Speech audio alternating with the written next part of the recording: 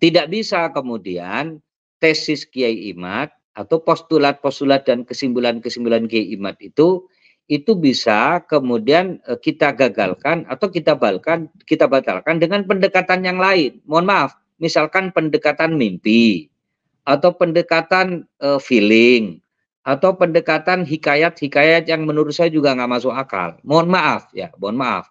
Contoh misalkan ada kemarin itu ada yang muda ganteng gitu loh. Memang habaib ganteng-ganteng ya. Ya ada yang cerita bahwa ada faqih muqaddam ya. Entah keturunan keberapa dari Imam Ubaidillah itu. Setiap hari katanya 70 kali mi'raj dan ketemu Allah Subhanahu wa taala. Lah orang kan bertanya, Nabi Muhammad Rasulullah Shallallahu alaihi wasallam saja bertemu Gusti Allah itu di mi'raj. Itu pun harus dibersihkan dulu, Pak.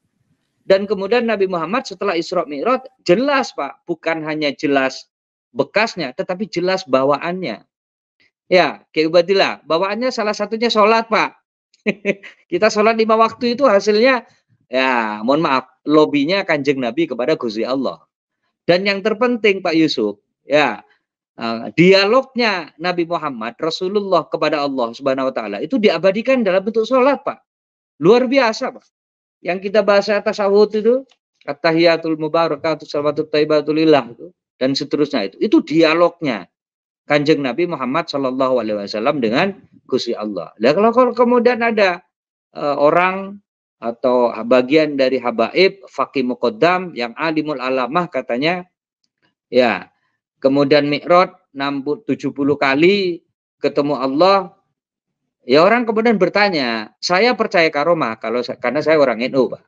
Saya percaya karomah itu ada dan karomah itu dimiliki oleh orang-orang khusus. Tapi karomahnya kita ini ya jauh lah kalau dibanding dengan mujizat. Mujizat itu jauh di atasnya karomah, Pak. Makanya Nabi Muhammad itu bukan karomah, tapi di atasnya karomah itu mujizat. Masa iya kemudian karomah itu mengalahi mujizat? Nah, saya nggak ngerti. Mungkin kayak Bunda itu coba ini dibahsul masailkan. Apa iya mujizat itu kalah sama maksud saya cerita-cerita yang kayak begitu itu jangan dipakai terus. Karena itu tanda petik akan justru membodohi umat. Umat kemudian dijejeli hikayat-hikayat yang tidak masuk akal. Atau karomah-karomah yang menurut saya juga jauh dari akal gitu. Nah, sekarang ya karena itu Gus, gimana? Maksud mi'rajnya itu mi'raj maknawi. Ya, ketemu Allah itu dalam bentuk sholat. Nah, itu kan hubungan dengan Gusti Allah. Mungkin seperti itu, tetapi itu dimaknai secara ini saja, secara letterlek. Begitu. Tapi kan ceramahnya tidak begitu, Pak, gitu kan. Dan macam-macam gitulah. Kok maksud jadi kalau dengan Allah itu kan luar biasa, Pak. Nabi saja tidak semua bisa berceramah atau berdialog langsung dengan Allah, Pak. Kecuali Nabi Musa, itu pun Nabi Musa nggak kuat, Pak. Ini kok saya nggak ngerti ya. Mohon maaf kalau saya salah. Artinya apa? Janganlah kemudian teman-teman Ba'alawi, mohon maaf, teman-teman habaib itu, mohon maaf, ngarang-ngarang cerita yang menurut saya itu cerita untuk dibuat meyakinkan bahwa mereka itu betul-betul keturunan Rasulullah, gitu kan. Saya kok meyakini keturunan Rasulullah itu nggak begitu caranya, begitu. Dan saya kira banyak cara lain orang yakin, seyakin-yakinnya bahwa mereka itu keturunan Rasulullah. Nah, yang terakhir sekedar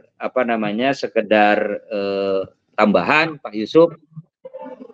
Yang berikutnya adalah banyak cerita-cerita yang menyangkut bangsa kita sendiri yang dibolak-balik, Pak, gitu loh. Itu juga jadi pertanyaan teman-teman, gitu loh.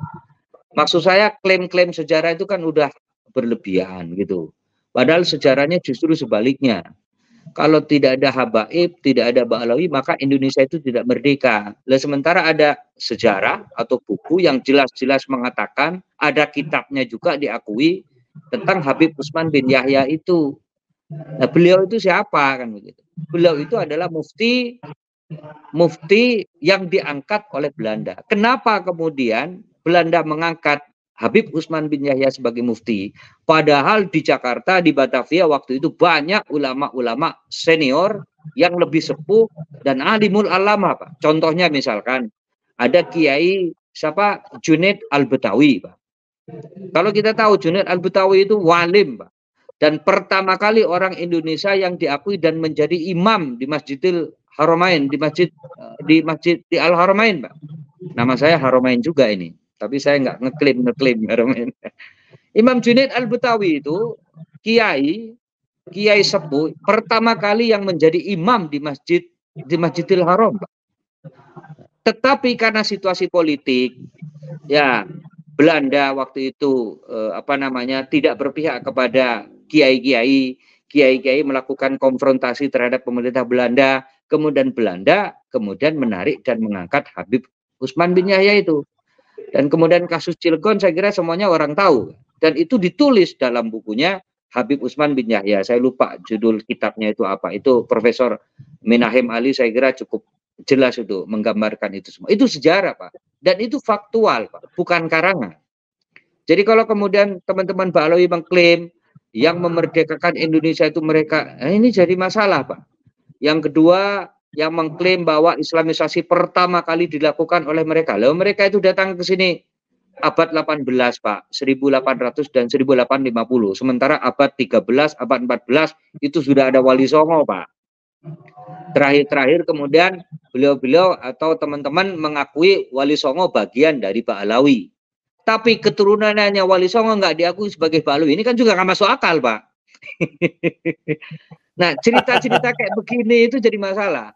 Jadi akhirnya mereka memasukkan Wali Songo sebagai Duriyah dan keluarganya mereka Ba'alawikan. Tapi mereka juga tidak mau mencatat bahwa putra-putrinya, cucu-cucunya, cicit-cicitnya Wali Songo tidak diakui menjadi bagian dari keluarga mereka. Ini kan lucu, Pak, gitu kan. Dan banyaklah cerita-cerita itu, termasuk siapa yang mendirikan NU dan seterusnya. Maksud saya ini udah zaman modern, umat sudah cerdas semua.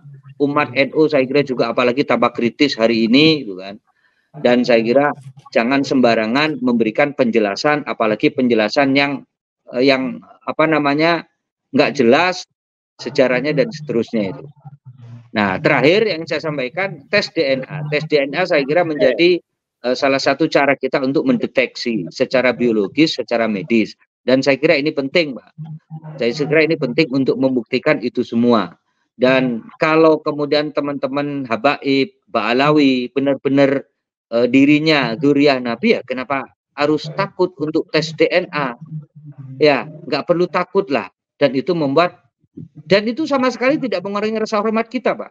Kita ini orang NU yang sangat hormat kepada siapapun, termasuk kepada para habaib. Mau Ba'alawi atau bukan Ba'alawi, kita hormati, Pak. Cuma kita hormati yang pertama ya ilmunya lah begitu. Saya ini sering dan rutin membaca Rotib Athos, karangan Habib Umar bin Abdurrahman. Menurut sejarah, panggilan Habib itu pertama kali itu diberikan kepada Habib Umar bin Abdurrahman Al-Athos, yang punya Rotib Athos itu. Nah, karena itu saya menghormati beliau karena ilmunya, karena kekhusyuannya, karena tawaduknya, watakriman dan seterusnya. Bukan karena kemudian ngaku-ngaku Dzurriyyah Nabi Muhammad SAW. Berat, Pak, tanggung jawabnya mengaku Dzurriyyah Nabi Muhammad SAW.